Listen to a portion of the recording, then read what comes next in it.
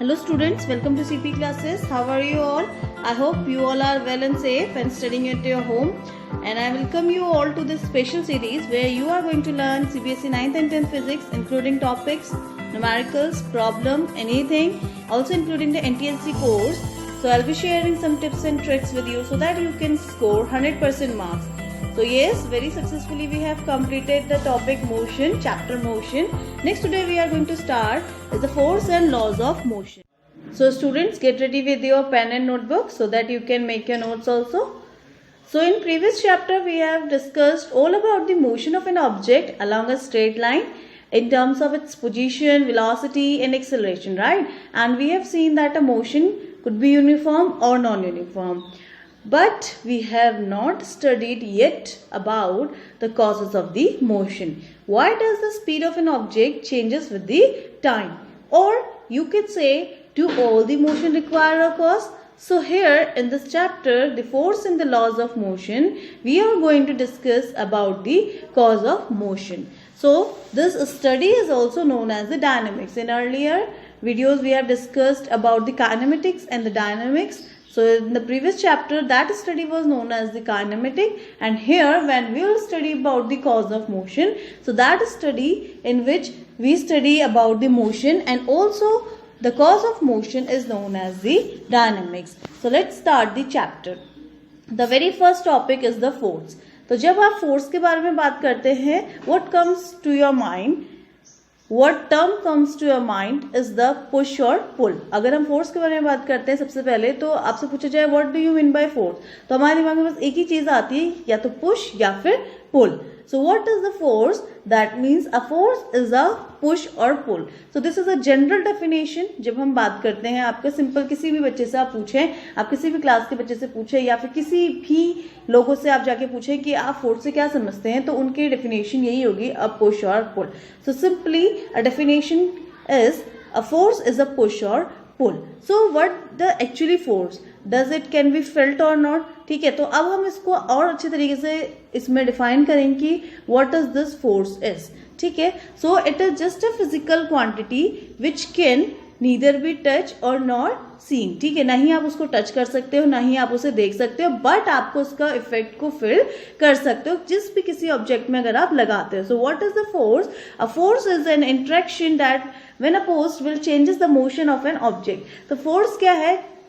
सबसे पहले पॉइंट में आप यही आएगा कि it is just a physical quantity जिसको आप नहीं देख सकते हो, नहीं टच कर सकते हो, but its effect can be felt. और उसके इफेक्ट की वजह से हमें क्या दिखाई देगा कि वो जिस ऑब्जेक्ट पे भी लग रहा है, या तो वो ऑब्जेक्ट क्या कर रहा है, आपका मूव कर रहा है, can will change the motion of an object. अगर वो मूव कर रहा है तो क्या करेगा, रेस्ट पे आ जाएगा, और रेस्ट पे है तो वो मूव करना स्टार्ट कर देगा. So this is an interaction that when opposed will change the motion of an object. Second point is that a force can cause an object with mass to change its velocity which includes to begin moving from the state of rest. ठीक है, तो इसमें क्या है आपको कि कुछ अगर समय force are required to move a stationary toy cart or a ball anything lying at rest on the ground. और दूसरे हाथ पे आप क्या कर सकते हो, you can stop a roller rushing down the road, right, by applying the effort opposite to its motion, right. Now the third point is that the force can also be described intuitively as push or a pull. ये तो आप describe करते ही हैं. Now next point about the force is a force has both magnitude and direction. That means which quantity it is, a vector quantity. Then its SI unit is Newton, or the symbol represented for the force is F. So this is all about the introduction of the force. What is force? ठीक है, now moving to the next topic, that is the effects of force.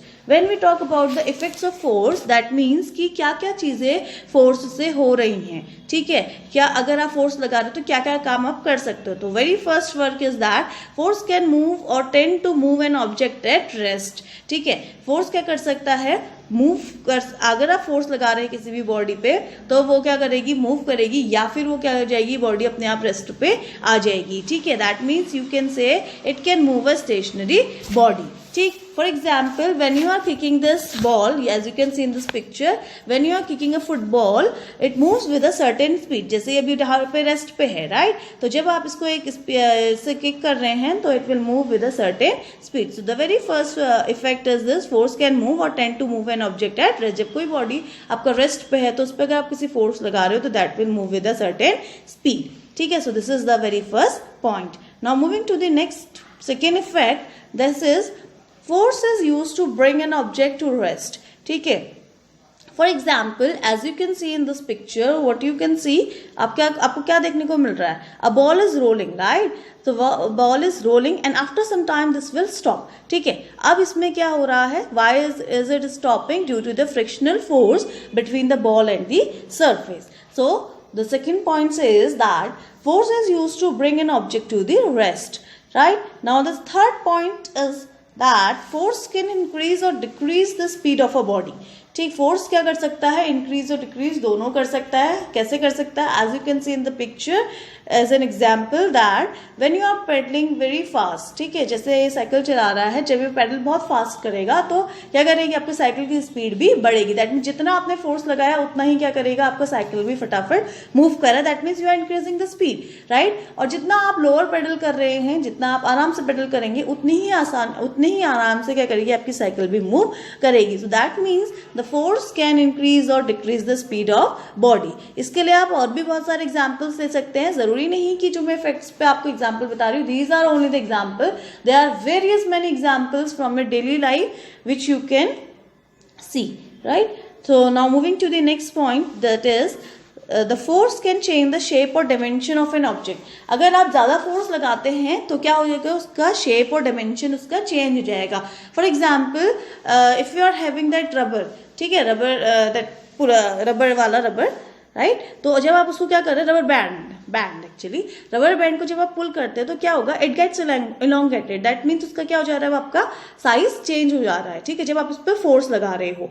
For example, as you can see in this picture, this cushion you are watching, ठीक है, जैसे आपको एक question दिखाई दे रहा है, when you will sit in it, तो ये क्या हो जाएगा? कंप्रेस हो जाएगा, ठीक है. और आप उसमें से जब आप बैठे तो फोर्स लगा तो ये कंप्रेस हुआ. तो that means this force can change the shape और dimension of an object. So now moving to the fifth point, that is it can change the direction of a moving body. ये force लगाने पे क्या हो जाएगा? आपकी body का direction change हो जाएगा. फॉर एग्जाम्पल, जब क्या आता है, एक कोई मोड़ आता है तो वहां पे क्या करती है? Car changes its direction along a car, ठीक है. तो उसमें क्या होगा अब आपका? तो जब वो डायरेक्ट, तो इसमें क्या लग रहा है? फोर्स ही तो लग रहा है. फॉर एग्जाम्पल, यू कैन सी, देखो ये अभी यहाँ पर है, इसको इस कर्व के अलॉन्ग घूमना, तो इसको फोर्स लगाना पड़ेगा, ठीक है. तो that means it can change the direction of a moving body. So these 5 are the effects of force, ठीक है. सबसे पहला इफेक्ट जो हमने पढ़ा, that was, what was it? That mean की फोर्स कैन मूव और tend to move an object at rest, ठीक है. सेकेंड हमने पढ़ा, force is used to bring an object to the rest. Third is the force can increase or decrease the speed of a body. Fourth was force can be employed to change the shape or dimension of a body.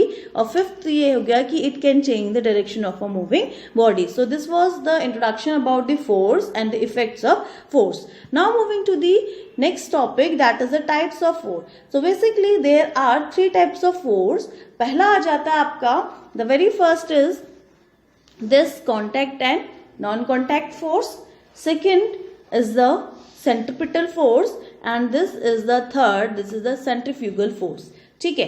अब हम इसी के अंदर बहुत सारे अलग अलग part पढ़ने वाले हैं कि कौन सा फोर्स की क्या काम है और वो किस तरीके से हो रहा है.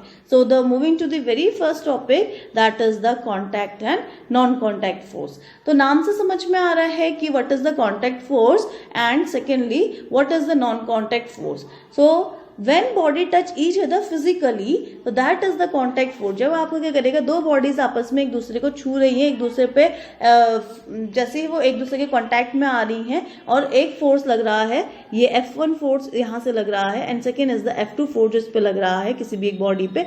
तो टच होने पे जब कोई फोर्स लगता है तो this is called the contact force. और non contact forces are those forces which do not require the physical contact, जिसमें कोई भी फिजिकल कॉन्टैक्ट की जरूरत नहीं है. तो such type of force are called the contact and the non-contact force. Now see the types of contact force. So the very first force of the type of contact force is the tension force. Second is the spring force. Third is the normal reaction. Fourth is the frictional force. Fifth is the weight. Sixth is the air resistance. And seventh is the applied contact force. So we'll be studying each and every one by one.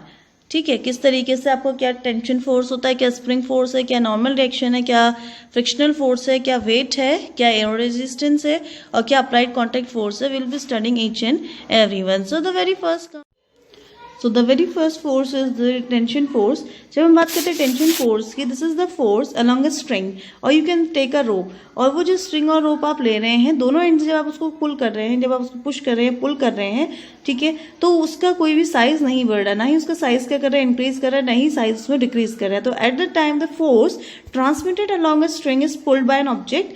और you can say by an object की अगर बात नहीं करते हैं तो आप उसको दोनों साइड से अगर आप खींचे तो at the time the force exerted is the tension force between the rope. So this is the tension force.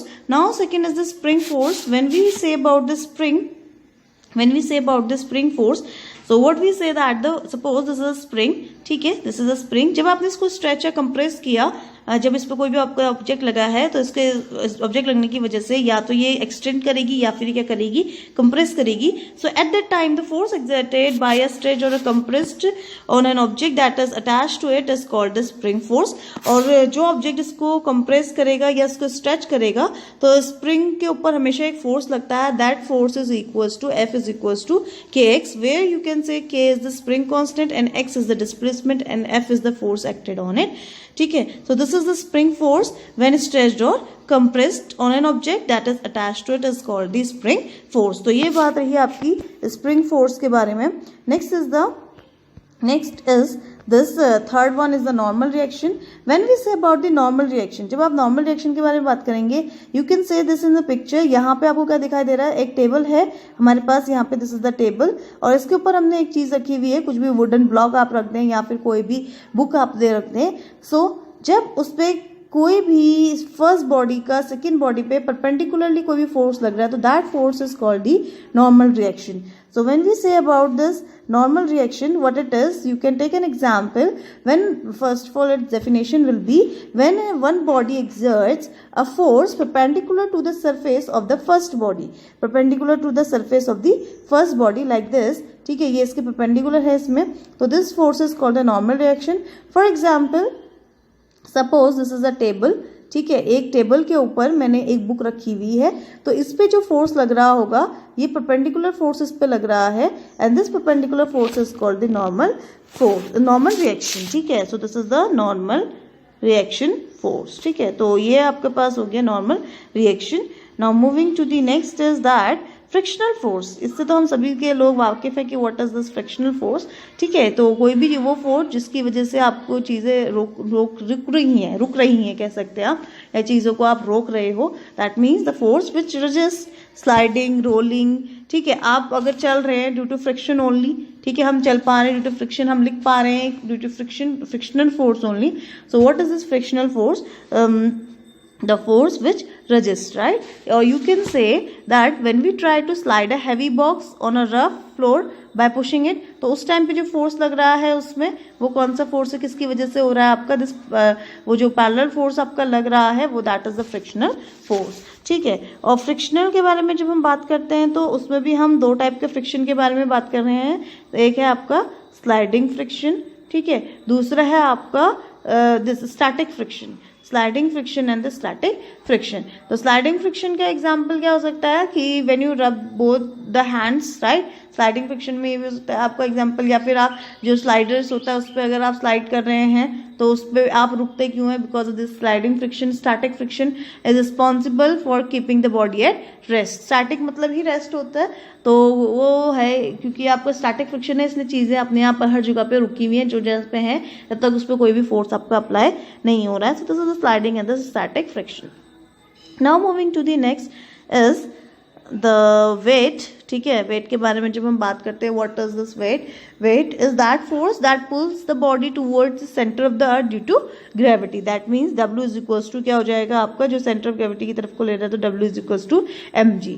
ठीक है, now last one more is left, that is the air resistance. Air resistance क्या हो गया कि आपको air के contact में कोई चीज़ें अगर रुक रही हैं, ठीक है, that means the force experience by an object that travel in air, it opposes the motion of that object, ठीक है, और वो क्या करेंगी, उसका ऑब्जेक्ट को रोक रही हैं, रजिस्ट कर रही हैं, ठीक है। एयर की वजह से किसी भी ऑब्जेक्ट का जो मोशन है वो रुक रहा है, तो वो क्या हो जाएगा, that is the air resistance. जब आप क्या कर रहे हैं, जैसे कि आप पैराशूट में आप अपनी राइड ले रहे हैं तो उसमें भी एयर रेजिस्टेंस लग रहा है, एयर आपको खींच रही है अपनी तरफ को, ठीक है। तो वहाँ पे जो आपका जो अपोज कर रहा है, that opposing the motion of an object that is travelling in air is called the air resistance. And the last is the applied contact force. Applied contact force का मतलब क्या हो गया, दैट मीन्स ये वो फोर्स है जहाँ पे एक बॉडी दूसरी बॉडी पे प्रेशर भी एक्सर्ट कर रही है, और इसी की वजह से फिजिकल कॉन्टैक्ट में आने की वजह से ही क्या लग रहा है, इसमें फोर्स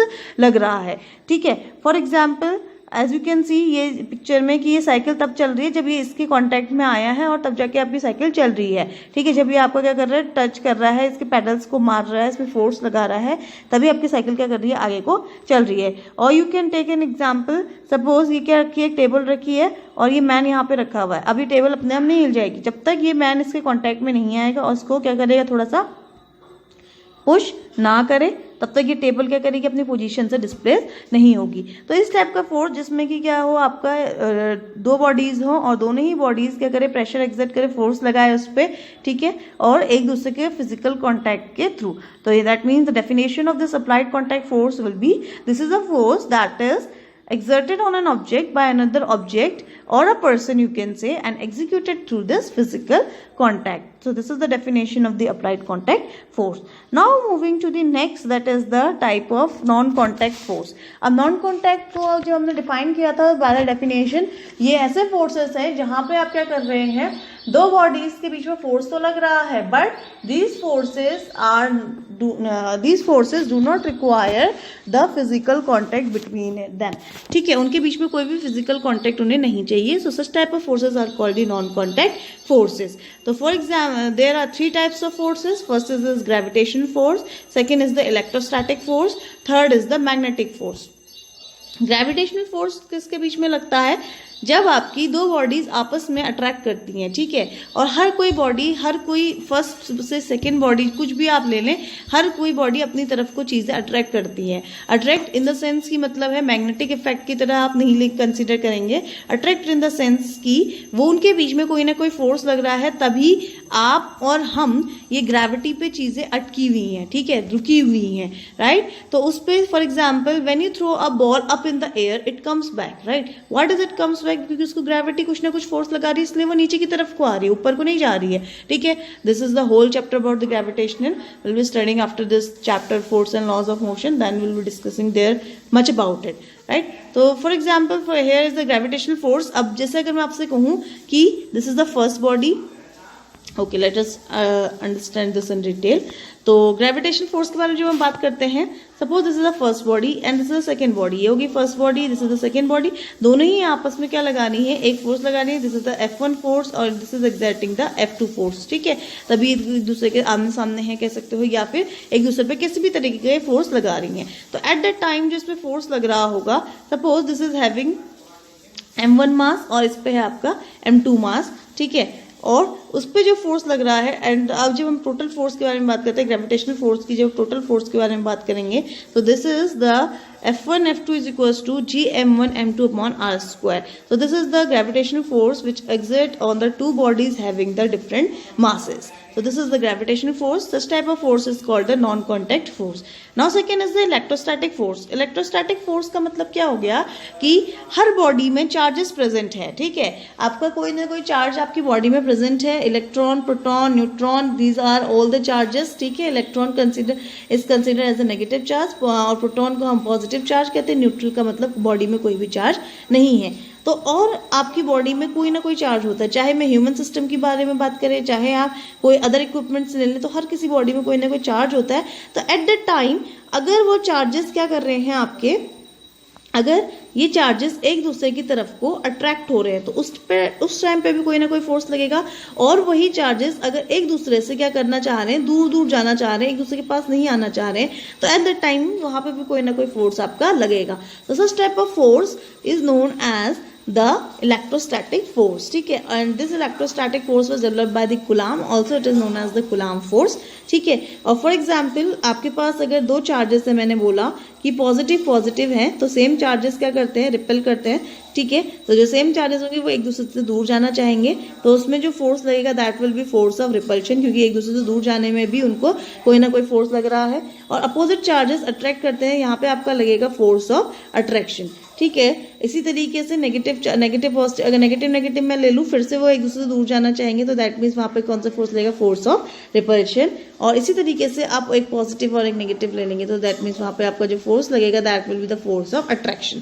तो इस तरीके से जब आपकी बॉडी में कोई भी चार्जेस हैं और उनकी जो direction of force is determined by the charges present in the interacting body, depend करेगा कि पॉजिटिव पॉजिटिव है, पॉजिटिव नेगेटिव है, नेगेटिव नेगेटिव है, और नेगेटिव या पॉजिटिव है। तो such type of force is known as the electrostatic force. Now moving to the next is that is the last topic, that is the magnetic force. और magnetic force तो बहुत अच्छे तरीके से हम जानते हैं कि जब दो ऑब्जेक्ट के बीच में लग रहा है due to the magnetisation characteristic, magnet की वजह से कोई चीज अगर आपकी अट्रैक्ट कर रही है, that is called the magnetic force. So these are the types of non-contact force. They are basically three types: gravitational, electrostatic, and this magnetic force. ठीक है। Now moving to the next is the balanced and unbalanced force. जब हम बात करते हैं balanced and unbalanced force की, तो balance forces वो फोर्सेस हैं जिसमें आप कितना भी फोर्स लगा लो बॉडी एक्सेलरेट नहीं करेगी। बॉडी एक्सेलरेट नहीं करेगी दैट मीन्स बॉडी मूव नहीं करेगी। For example this is the ground and I am taking a heavy box over it, ठीक है। यहाँ से भी मैं फोर्स लगा रही हूँ और यहाँ से भी हमारा फोर्स लग रहा है, ऊपर से आपको ग्रेविटेशनल फोर्स लग रहा है, ठीक है। और यहाँ से यहाँ से आपको एयर रेजिस्टेंस लग रहा है और यहाँ से आपको ग्रेविटेशनल फोर्स लग रहा है। तो from all the four direction हमें बराबर फोर्स लग रहा है और ये बॉडी मूव नहीं कर रही है, ठीक है। वेयर एज जब हम अनबैलेंस फोर्सेस के बारे में बात करते हैं, suppose I have taken a heavy object, ठीक है। यहां से जो मैं फोर्स लगा रही हूँ दैट इज ऑफ 15 न्यूटन, ठीक है। और यहां से जो आपका एक दूसरा इंसान फोर्स लगा रहा है दैट इज ऑफ 5 न्यूटन। तो ये क्या करेगा, ये हैवी बॉक्स किधर की तरफ को मूव करेगा, this will move to this side, ठीक है। तो that means this is an unbalanced force, क्योंकि हर जगह से आपका बराबर फोर्स नहीं लग रहा है। यहां से आपने ज्यादा फोर्स लगाया है और इस साइड से आपने कम फोर्स लगाया है। तो what is the balance and unbalance, वो फोर्सेस जब क्या कर सकते हैं, जब बॉडी आपका कोई भी एक्सेलरेशन प्रोड्यूस नहीं करती है, then these forces are said to be balanced force. And if the set of forces acting on a body produces non zero acceleration, then the forces are called the unbalanced force, ठीक है। And the same example are mentioned here also which I explained you. तो ये आपके these are the examples of the balance and unbalance as you can see in this picture. See, unbalanced forces हो गया कि आप एक रोप को खींच रहे हैं, ये 50 न्यूटन लगा रहा है और ये 30 न्यूटन लगा रहा है, तो इसमें क्या करेगा, ये आपका उस दर की तरफ को मूव कर जाएगा जहां की तरफ को क्या है आपका 50 न्यूटन का फोर्स लग रहा है, ठीक है। तो इस सारे फोर्सेस में आपको ऐसे ही हो कि एक तरफ से ज्यादा फोर्स लग रहा है, एक तरफ से कम फोर्स लग रहा है। वेयर इज इन बैलेंस, हर तरफ से क्या कर रहा है, आपको फोर्स बराबर लगेगा, चाहे वो आपका अपवर्ड फोर्स है, चाहे वो यहाँ नीचे की तरफ से लग रहा है, चाहे वो इस डायरेक्शन से लग रहा है, चाहे वो इस डायरेक्शन लगेगा। तो हर जगह से क्या करेगा, इक्वल अमाउंट का फोर्स लग रहा है। तो such type of forces are called the balanced force. So students, I hope you have got the concept of today's. We study all about the force and the effects of force. And हमने types of forces के बारे में पढ़ा कि कैसे non contact और contact forces होते हैं, and also the balance and unbalance forces. सारे ही फोर्सेस जो होते हैं आपके कॉन्टैक्ट और नॉन कॉन्टैक्ट के ही पार्ट्स होते हैं, लगभग सारे ही फोर्सेस, ठीक है। बचे दो forces, that is the centripetal and centrifugal, that will be discussing in detail in next video. Till then, stay tuned, stay safe, and also yes guys, please like, share and subscribe my channel. Thank you.